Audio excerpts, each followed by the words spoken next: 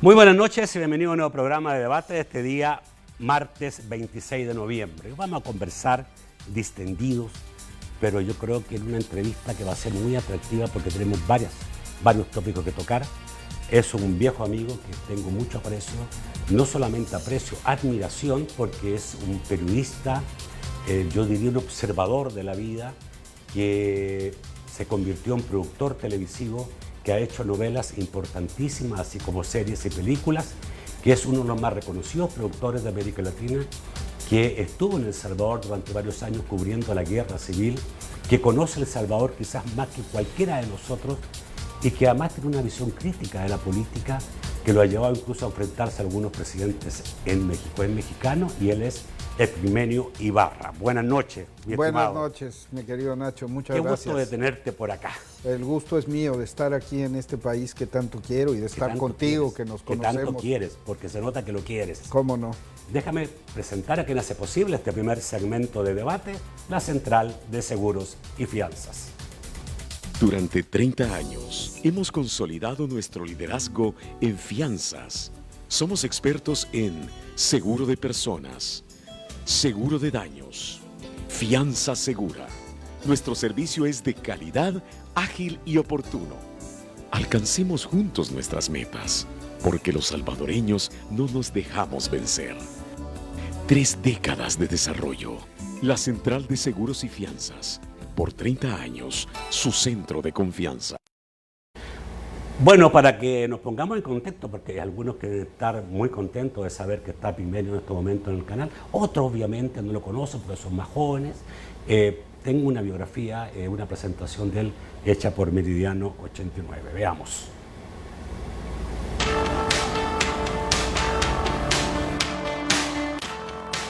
Yo soy Epigmenio Ibarra, soy productor, soy periodista, fui muchos años, soy todavía camarógrafo, dirijo Argos Comunicación, que es una empresa de producción de cine, televisión y de nuevos formatos.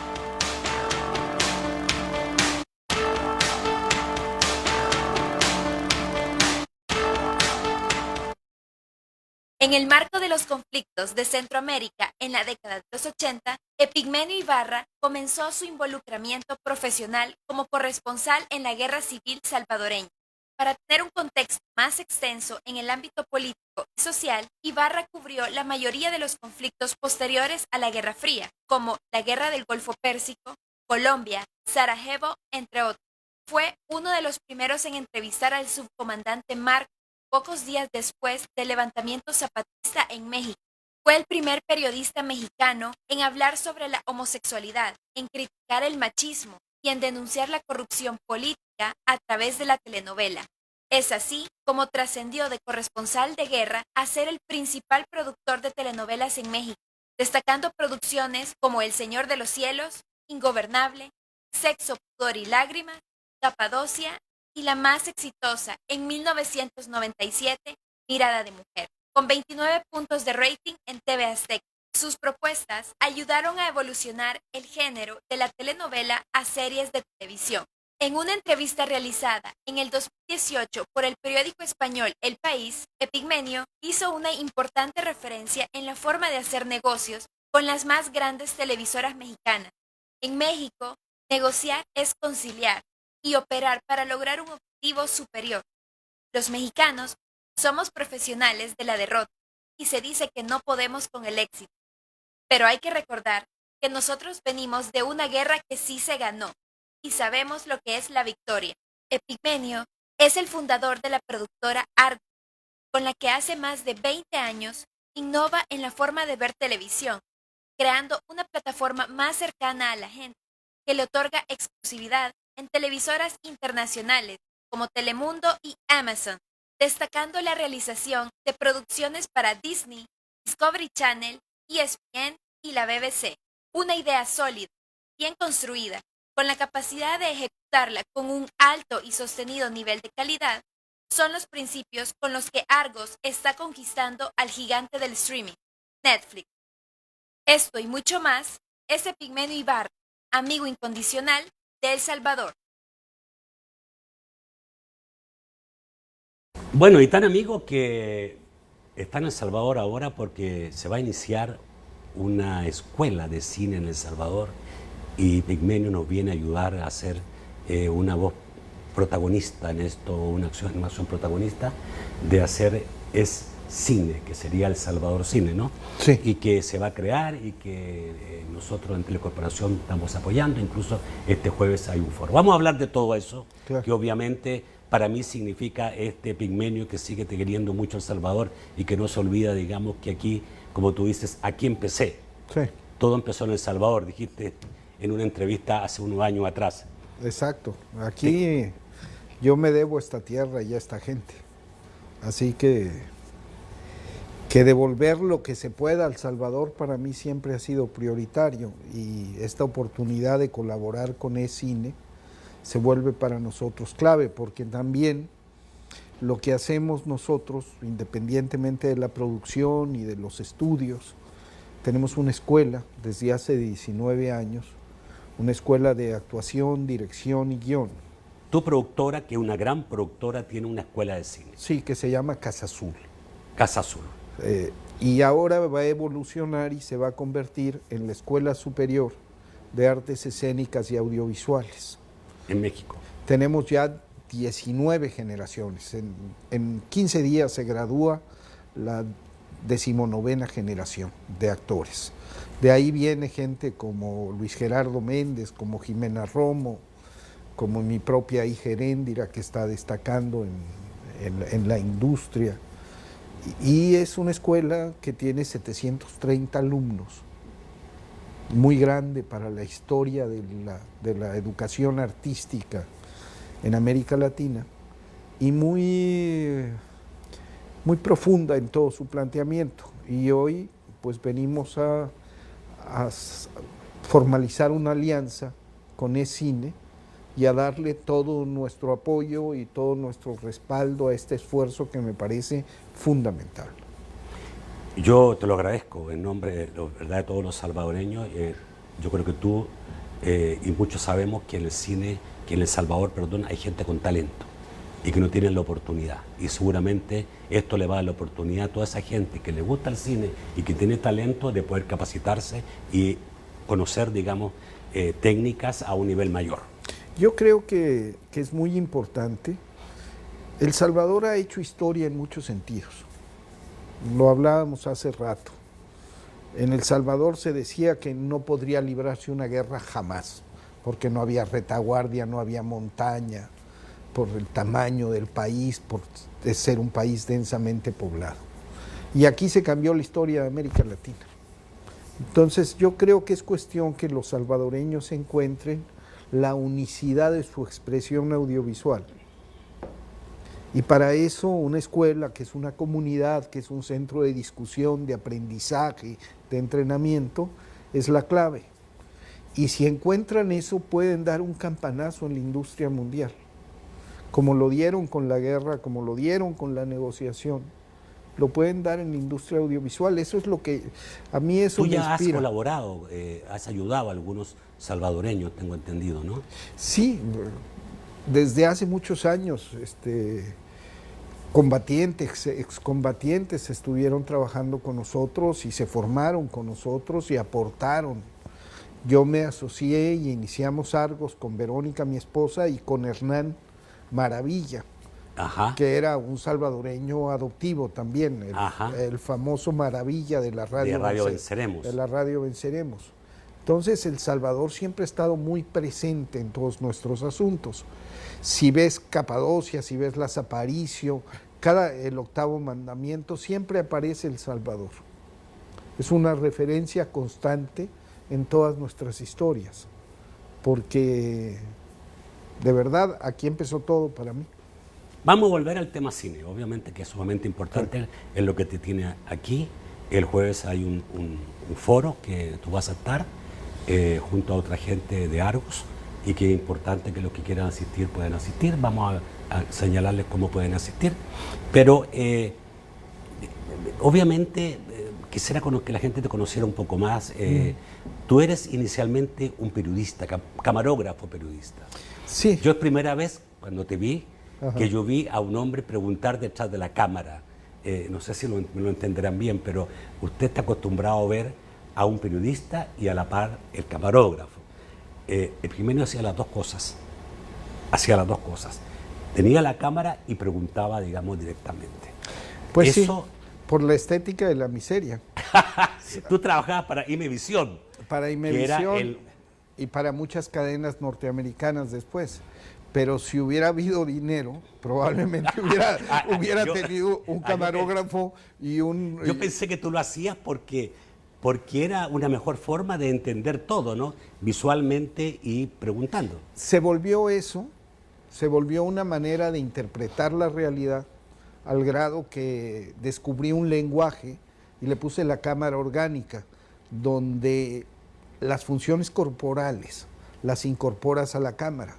Y eso tiene que ver también con filmar en combate. Tú no puedes filmar en combate con la cámara aquí, porque te vuelan la cabeza. Entonces tienes que aprender a mover la cámara y asomarte en una esquina nada más con la mano, porque pierdes la mano, pero no pierdes la cabeza. Y luego cuando estás haciendo entrevistas sucede una cosa muy rara, porque la cámara se vuelve un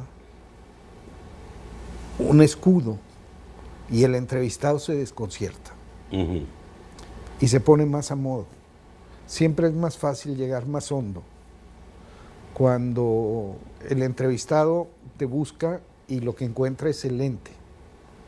Entonces la que le pregunta es la cámara y establece una conexión directa con la audiencia. Y hay una cosa extrañísima, pero la gente frente a una cámara dice todo. Bueno, creería yo que, y voy a ir al corte, pero antes del corte solamente voy a hacer un par de cosas. Creería que fue tu primera experiencia importante en El Salvador. Saliste de México a El Salvador, no sé si había salido antes a otros países, pero creo que El Salvador fue una experiencia muy importante en Epigmenio. Pasó varios años acá, yo creo que unos 4 o 5 años No, por lo 12. menos. 12 años, creo que conoció absolutamente lo que fue el conflicto. Por eso es que me gustaría preguntarle, después de vivir 12 años el conflicto, de ver las dos partes, incluso de ser una persona que era bien considerada por ambos lados. Epigmenio podía estar entrevistando hoy día a los militares y más tarde a los guerrilleros, y en ambos lugares tenía acceso. Preguntarle cómo está viendo El Salvador después de la firma de acuerdos de paz y todos estos años de democracia que han existido. Ya volvemos.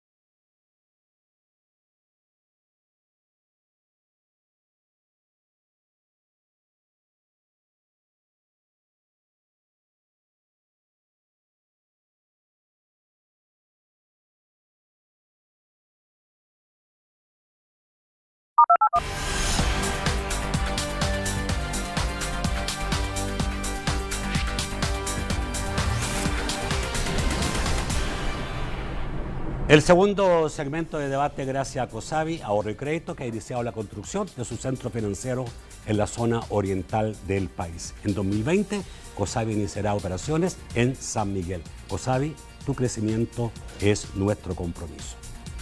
COSAVI Ahorro y Crédito te invita a disfrutar con todos los gastos pagados de 4 días y 3 noches en Decameron, Panamá. Para participar, abre tu cuenta de ahorro, certificado de depósito a plazos o adquiere tu crédito en cualquier modalidad. Esta promoción es exclusiva para asociados. Pide más información visitando nuestras agencias o llamando al PBX 2241-4200. COSAVI, tu crecimiento es nuestro compromiso. Primer sorteo, 30 de noviembre. Epigmenio, yo creo que tú fuiste, como muchos, yo también creo que fue una persona que se alegró mucho con los acuerdos de paz, que le dio una importancia muy grande y que pudo ver que los acuerdos de paz fueron un ejemplo en términos de negociación para el fin del conflicto bélico, ¿no? Sé que has dicho que te parece que en El Salvador no se ha apreciado o no se ha dimensionado toda la importancia de estos acuerdos de paz. ¿Cómo estás viendo hoy día El Salvador? Y sobre todo te quería preguntar, tras los acuerdos de paz, lo que ha sucedido, 2 gobiernos del FMLN, una salida con una votación muy baja, un partido que parece que hoy día puede terminar en tercero lugar o cuarto lugar, algunos lo ven con muy poco futuro político. ¿Tú qué viste a esa guerrilla con esa fuerza, ¿no? Incluso con fuerza de razón en un momento determinado, que enarbolaba las grandes demandas del país, hoy día convertida en un partido político que está en una crisis muy fuerte? Bueno, yo lo que pienso es que El Salvador ha marcado la pauta en la historia mundial.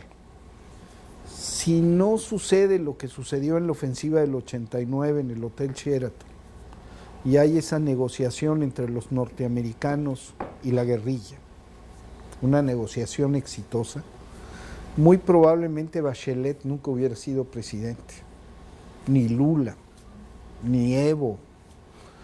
Jamás la izquierda habría tomado el poder porque habría seguido el imperio de la doctrina de seguridad nacional de los norteamericanos.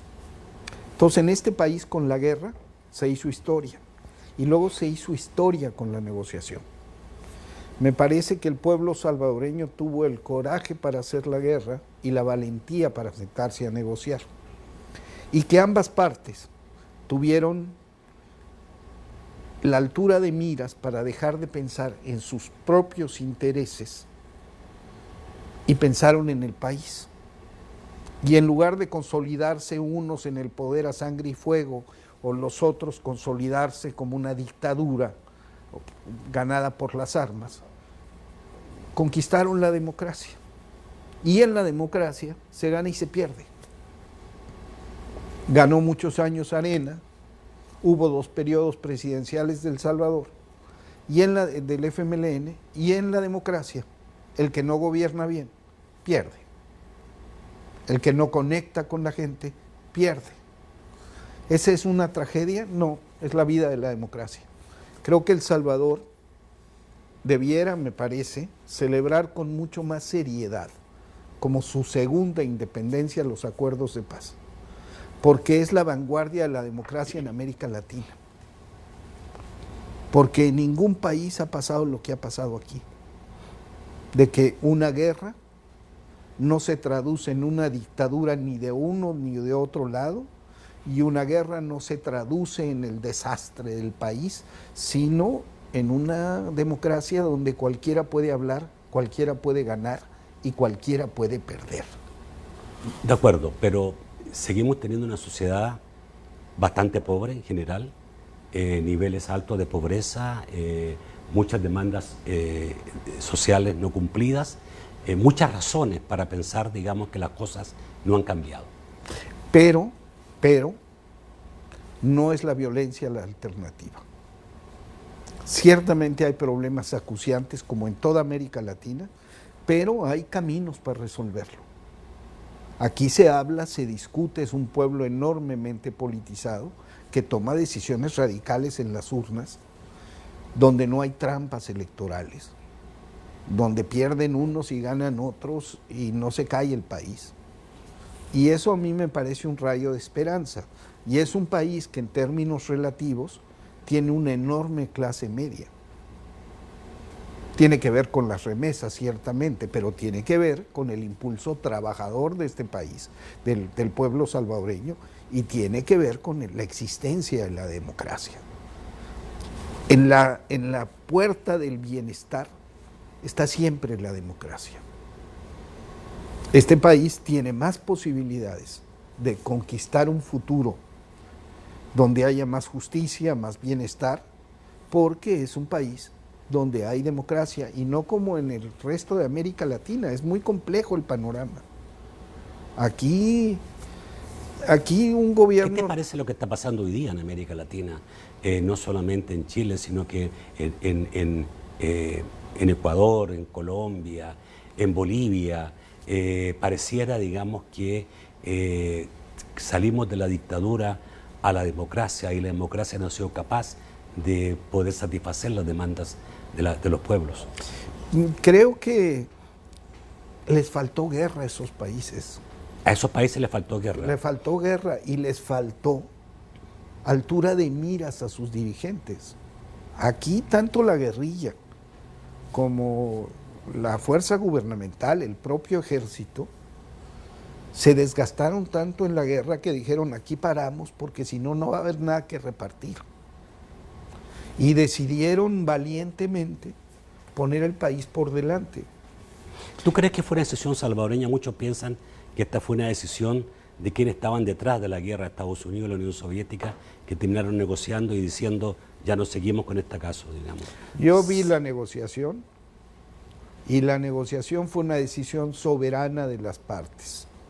Una decisión soberana de las partes que al final fue resultado de una guerra en donde se agotó hasta el último hombre que se podía morir, se murió. Fue una guerra no como la colombiana, donde hubo una tregua de 6 años.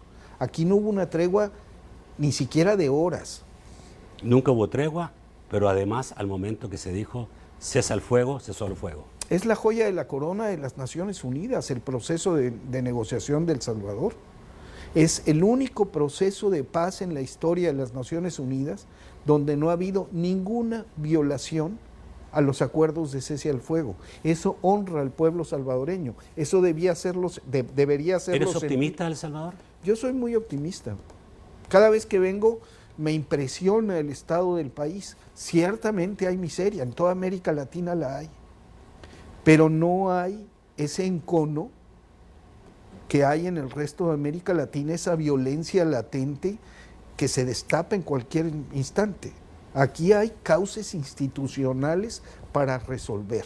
Algunos creen que las deudas pendientes del proceso de paz fueron no juzgar a los que cometieron violaciones, graves violaciones a los derechos humanos. Tú conociste seguramente al coronel Inocente Montano, que hoy día está en España, está preso por el caso jesuita y seguramente va a ser condenado. Tú sabes que hay juicio montado por el caso de... Ay, se me fue, digamos, en este momento. No, tanto jesuitas como el de... Ayúdame, el gran caso. Bueno, no importa. ¿Qué piensas de esos mozotes, el mozote? ¿Viste el mozote? ¿Tú habías llegado ya a El Salvador? Yo no. estuve en el mozote antes de la masacre. Antes. Yo hice un reportaje en el mozote 2 meses antes de la masacre. ¿Y te enteraste de lo que sucedió en el mozote? Por supuesto. Y fuiste después seguramente a reportear lo que había pasado. Tratamos de entrar muchos años, tardamos 4 años en volver a entrar. ¿No se permitía?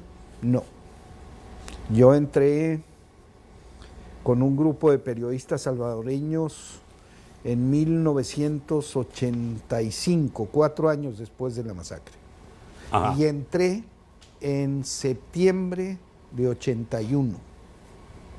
Yo recorrí las calles del mozote con la gente del mozote, comí pan, frente a la ermita, nos tomamos una gaseosa, filmé, entrevisté a la gente no se quería salir del pueblo. ¿Cuál es tu verdad de lo que viste?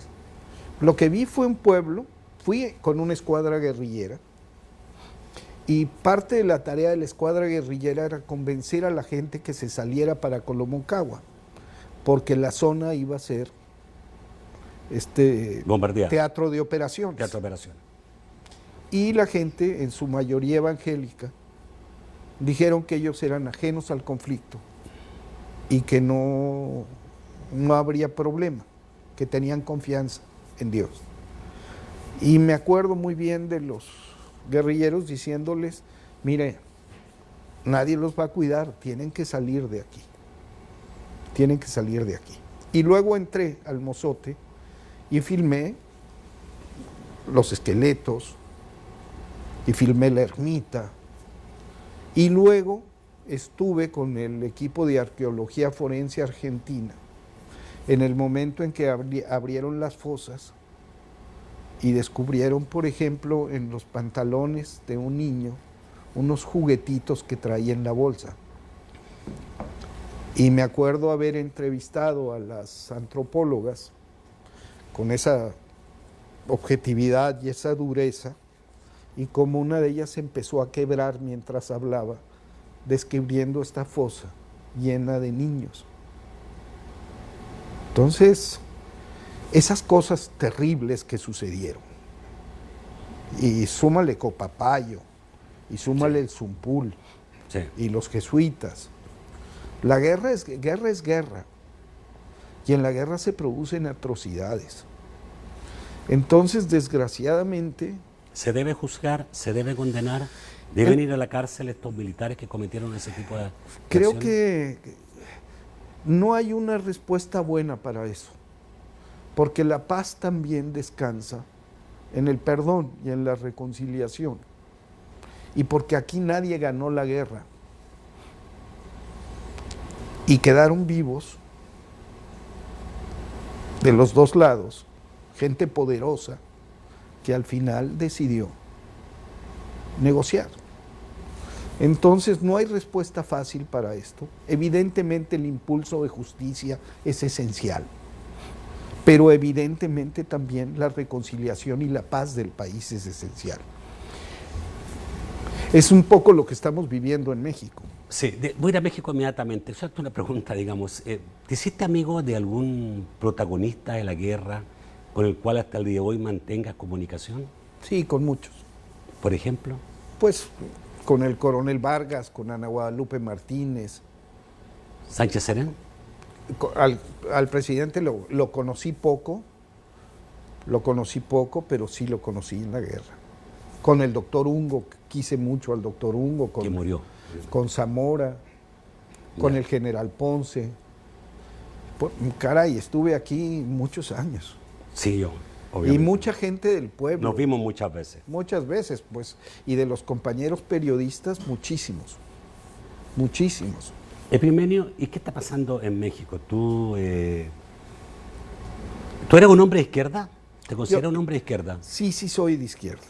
Ya, te considero Sí. un hombre de izquierda y quiero decir que fue el primero en entrevistar al comandante Marcos, que lideraba el movimiento zapatista y que hoy día no se sabe nada de él. Voy a preguntarte sobre qué pasó con el movimiento zapatista y qué está pasando hoy día en México, sobre todo con el gobierno de Manuel López Obrador. Ya volvemos.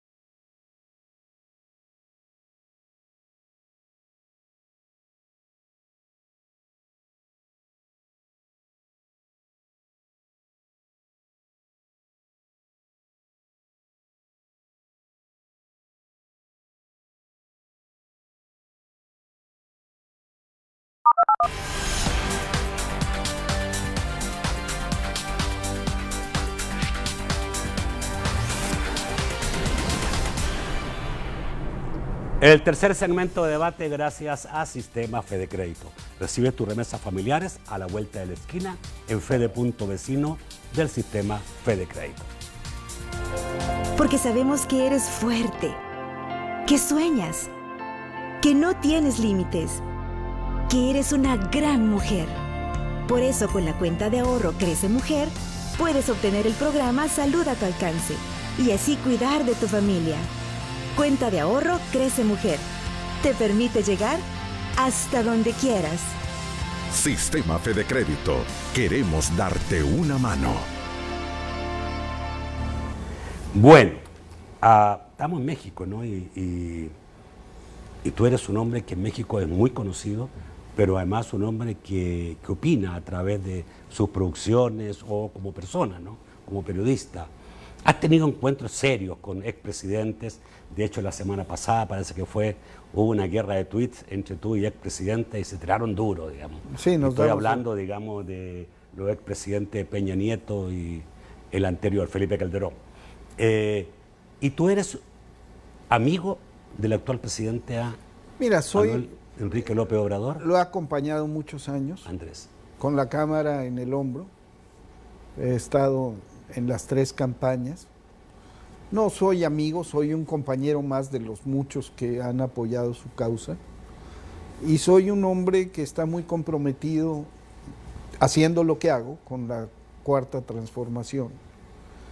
Y que, como tú bien dices, sí me aviento unos tiros, como decimos en México, con la derecha conservadora. Porque sí veo un clima ríspido y los veo. Yo digo que ellos no pueden con la democracia, pero que la democracia sí puede con ellos. Y es un asunto viejo. Yo escribí en Milenio. Tú estás escribiendo en periódicos, ¿no? Yo escribí muchos años en Milenio y desde el día 1 de la guerra de Felipe Calderón yo le dije, yo conozco la guerra, usted no. Y esto va a ser un desastre, esto va a ser una masacre. Y todos los viernes me tupía Felipe Calderón hasta que me corrieron del periódico. Porque me pareció que el despliegue masivo de tropas y que lo que iba a ser producto de su megalomanía nos iba a conducir a donde nos condujo. A más violencia. A la situación que estamos viviendo hoy. Y que tampoco se iba a acabar porque hubiera un cambio de estafeta o porque se iniciara un cambio de régimen. La guerra, cuando no se ataca profundamente, se mantiene y sigue cobrando vidas. Y la apuesta de López Obrador para el fin de la guerra es una apuesta estructural de otro tipo que va a tomar tiempo. A ver, Manuel López Obrador llega al poder en México y rompe esquemas. Sí. Por muchos años, casi por toda la historia moderna de México, se han rotado presidentes, no con mucha diferencia entre unos y otros, ¿no? De grandes partidos que han surgido, incluso algunos nada más divididos. de 2. De 2, pero que se han dividido algunos. Que son más o formado menos otros, lo mismo. Pero son casi lo mismo. No, nada más 2. Ya. En México hubo de 2 sopas. El PAN, el PRI, 60 años, el PAN, 12 años, con otros colores, la misma ideología, el mismo proyecto y los mismos vicios. Ok. Viene Manuel Andrés López Obrador a romper un esquema histórico. Me imagino que habrá muchas esperanzas en lo que él pueda hacer. Tú acabas de decir, esto no es tan fácil de largo plazo.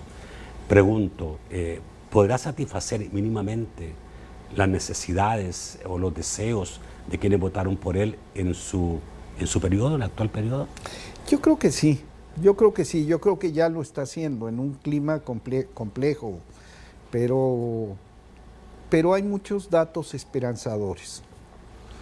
Y hay que decir una cosa que hay que entender. En México la democracia era una coartada.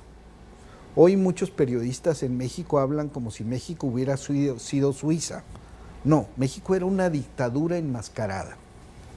De lo que estamos hablando es de que uno de los regímenes más represivos, más autoritarios, más corruptos y más longevos de la historia reciente, perdió las elecciones y pacíficamente fue desplazado del poder.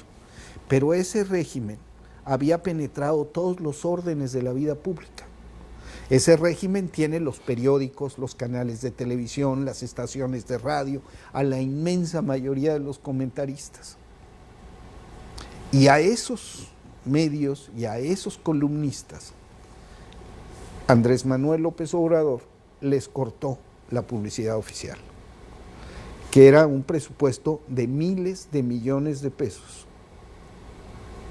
para la prensa, de manera declarada y abierta por la ley, y mucho dinero debajo de la mesa y fuera de la ley. Y Andrés Manuel cortó eso. Entonces hay un clima de crispación debido al encono y la furia de estos medios y estos columnistas que vivían del dinero público. Pero Televisa lo apoyó durante la campaña electoral. No. Él agradeció a Televisa. Pues sí, claro, en y su también discurso. le agradeció al ejército y le agradeció a todo el mundo. Pues, El hombre agradecido. pues cómo no va a... O sea, una cosa es ganar las elecciones y otra cosa es tumbar a un régimen de este tipo. O sea, Tú dices, Manuel López Obrador está gobernando, pero los poderes fácticos están ahí. ahí están. Y las elecciones te alcanzan para ponerte la banda y empezar el trabajo, pero no te alcanzan para depurar al ejército, para...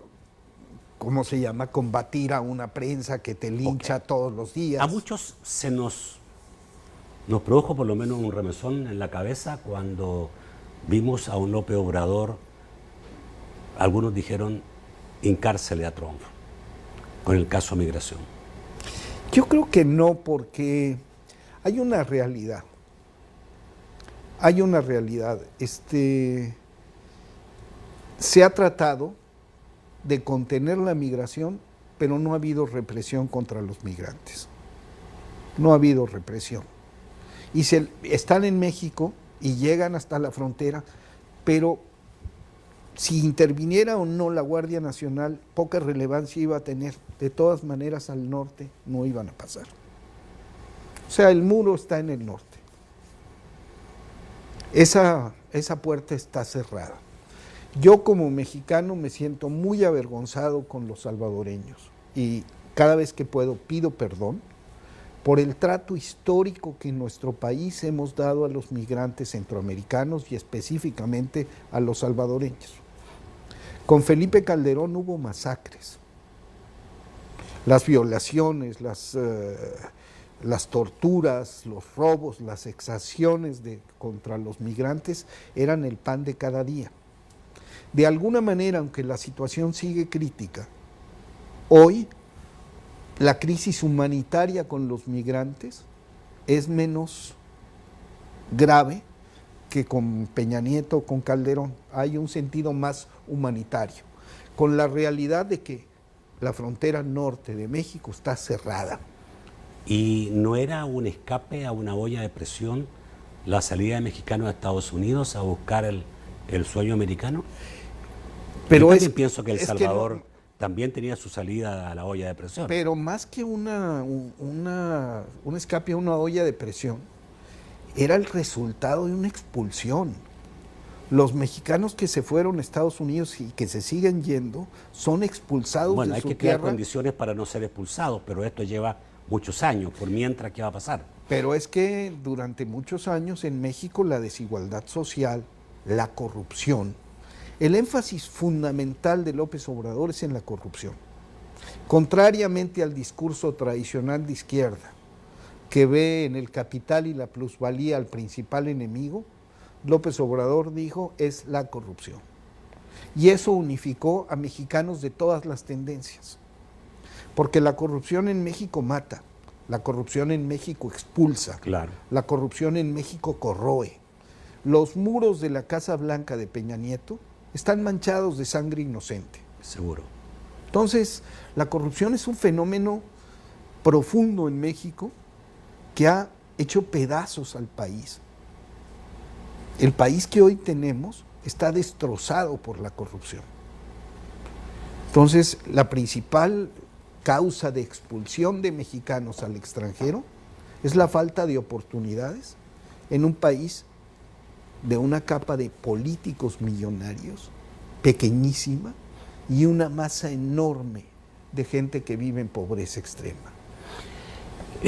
Cerramos el tema político para ir nuevamente a la Escuela de Cine rápidamente. Bueno, ya a nuestra edad empezamos a concluir alguna cosa, ¿no? Sí. Tu conclusión después de tanta experiencia de ver la política en el mundo, no solamente en México y Centroamérica, es ¿cuál es la solución hoy día a los grandes problemas políticos? ¿Es más control institucional? ¿Es institucionalidad? ¿O es gobernar sobre la base de un humanismo, una visión más humanista? ¿Qué es lo que hay que hacer hoy día? Fíjate que yo digo que López Obrador ha logrado una cosa, que basta solo con ser decente para ser revolucionario. ¿De qué se trata gobernar? Con ser decente, servir a la gente, ser íntegro. Si en América Latina... O sea, requerimos gobiernos decentes. Decentes, comprometidos con la gente, íntegros, gobiernos pobres, pueblos ricos. A veces no me he decepcionado con gente que ha tenido toda su vida un discurso anticorrupción y de decencia, y cuando gobierna se le olvidó todo. Es que el poder corroe, pero hay gente a prueba de balas. Eso quisiera yo pensar a mis 68 años. Todavía tengo esperanzas. Yo soy un hombre optimista y creo que hay gente muy decente, y el optimismo me nació en esta tierra. Qué bien. Quiero que veamos el spot que hizo Telecorporación en relación al evento de este jueves. Veamos.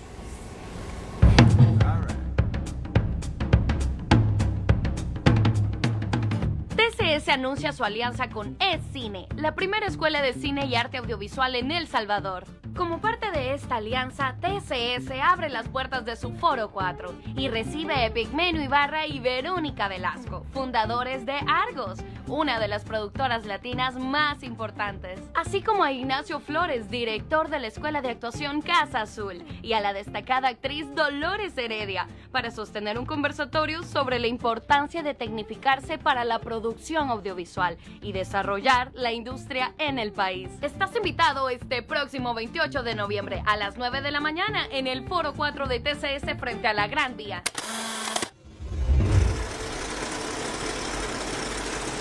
Bueno, este jueves, 9 de la mañana en la Gran Vía. ¿Pueden llegar todos? Sí. Todos los que quepan, ¿no? Todos que quepan. Imagino. Pero ojalá y venga mucha gente y ojalá y podamos conversar largo y intercambiar ideas y explorar en qué podemos servirles. Cómo ECine puede volverse la clave para el desarrollo de una industria de producción audiovisual en El Salvador. ¿Por dónde debe ir el cine hoy día? ¿Cuál es lo que tú ves que el cine debe ir? Tú hiciste un cambio significativo en la teleserie. A lo mejor no era tu gusto las teleseries, pero tú viste que ahí había un gran espacio para que la gente de una manera mucho más grande en términos de cantidad viera algo que pudiera serle más útil. Entonces tú hiciste historias más reales. Fíjate que yo le debo mucho a Ellacuría también. ¿A quién? A Ellacuría. A Ignacio Ellacuría. Sí, le debo mucho. Y esa visión de los jesuitas.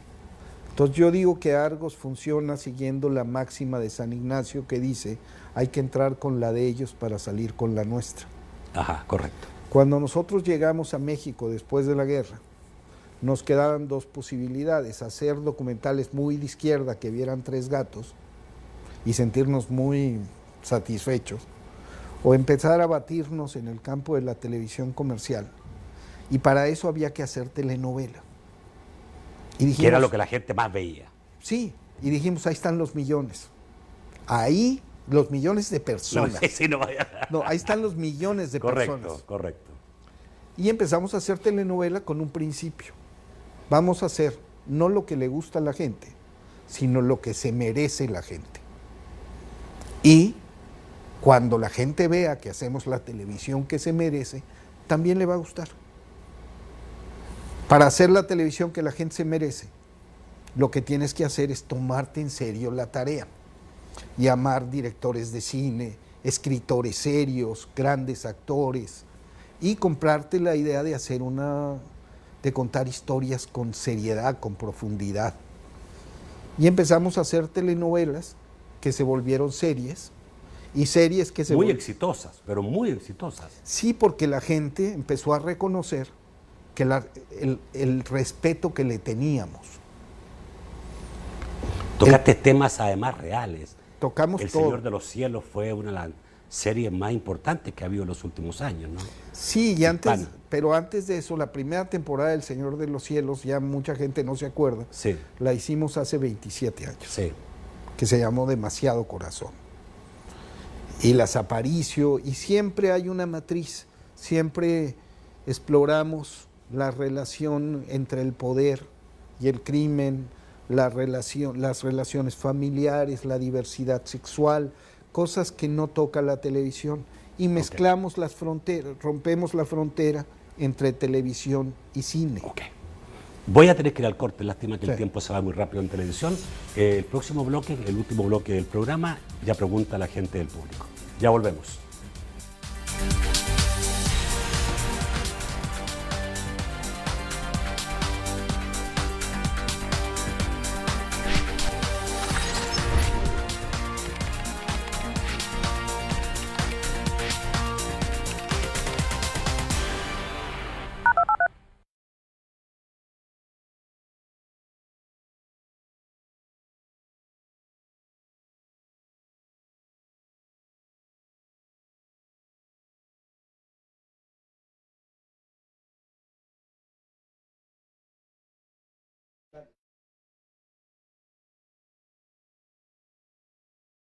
Hola, hola, 1, 5, 4,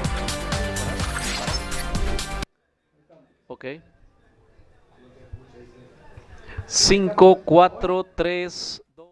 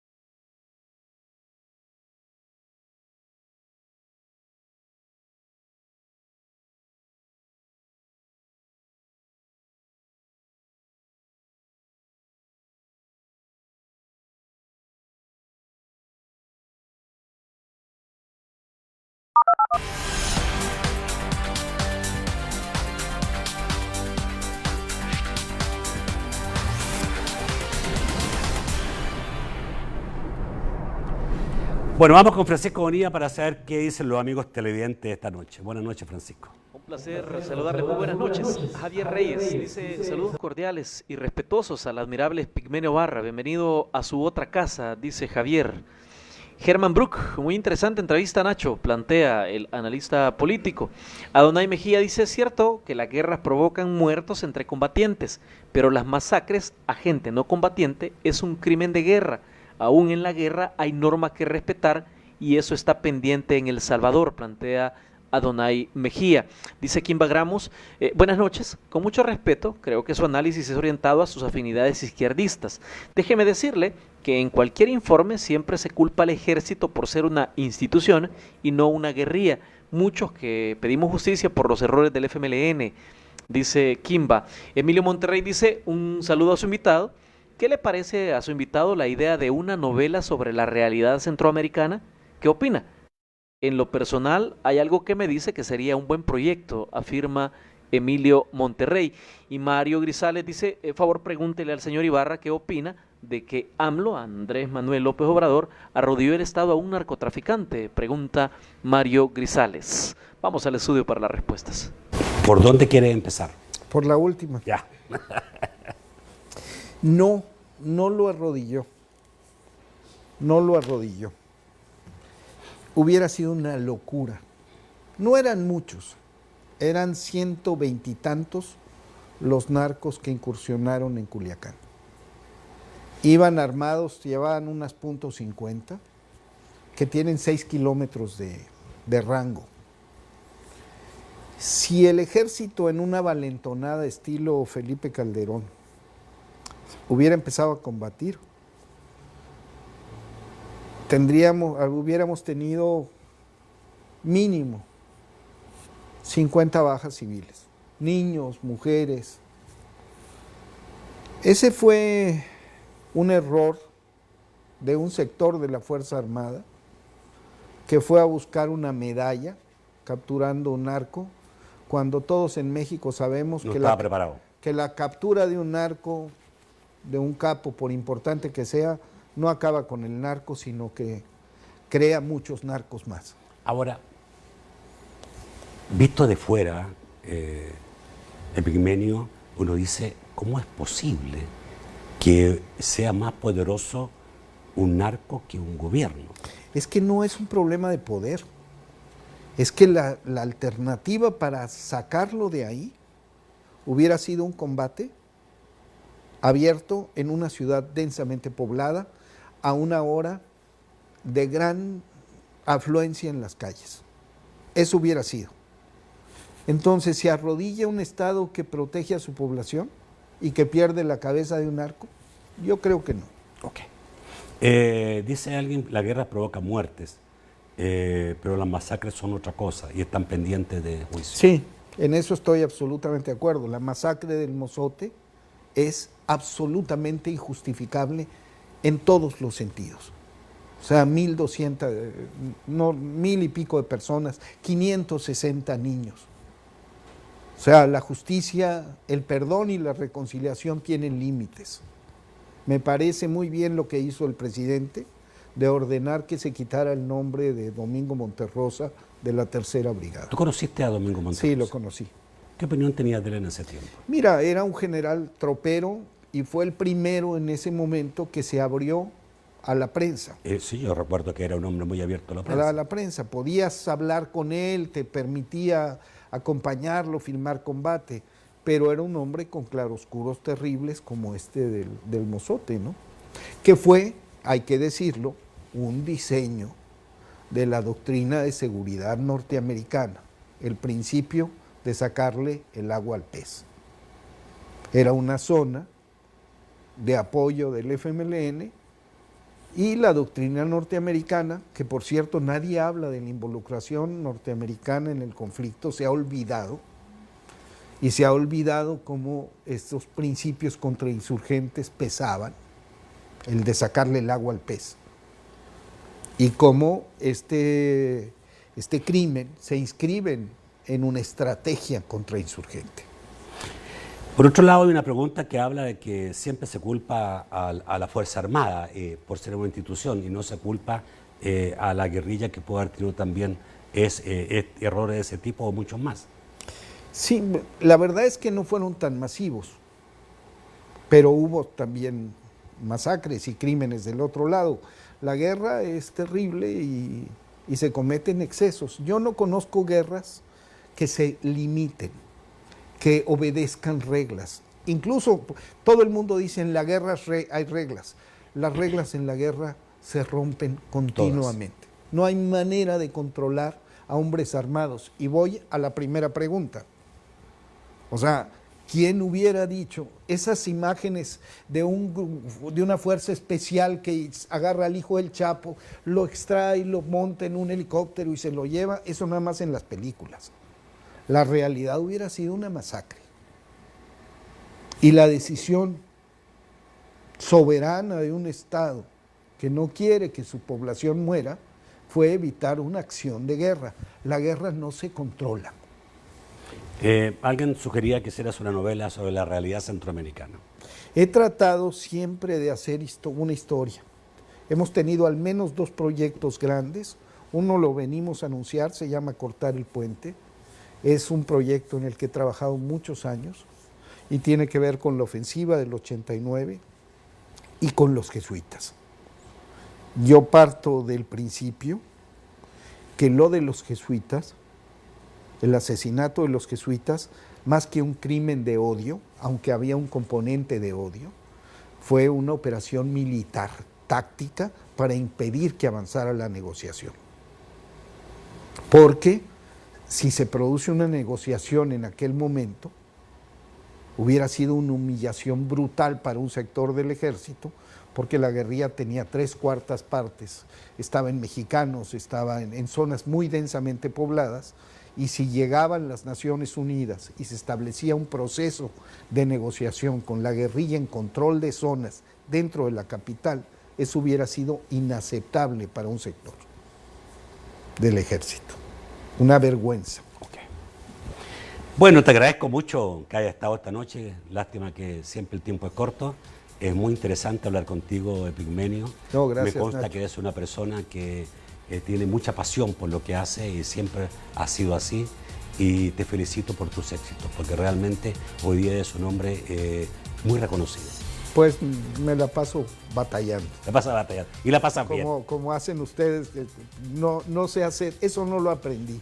Ajá. Cuando los salvadoreños hacen así. Ajá. Así nos la pasamos. Bueno, y bueno, espero que vaya mucha gente. Nos veremos el jueves a las 9 de la mañana en el Foro 4 para ver no solamente tu exposición, también la de Dolores Heredia, la de tu señora, compañera de vida, Verónica Velasco e Ignacio Flores. Exactamente. Los esperamos. Gracias, muchas gracias. Gracias, Nacho. Amigos televidentes, los espero mañana a las 8 de la noche en un nuevo programa de debate. Que pasen muy buenas noches.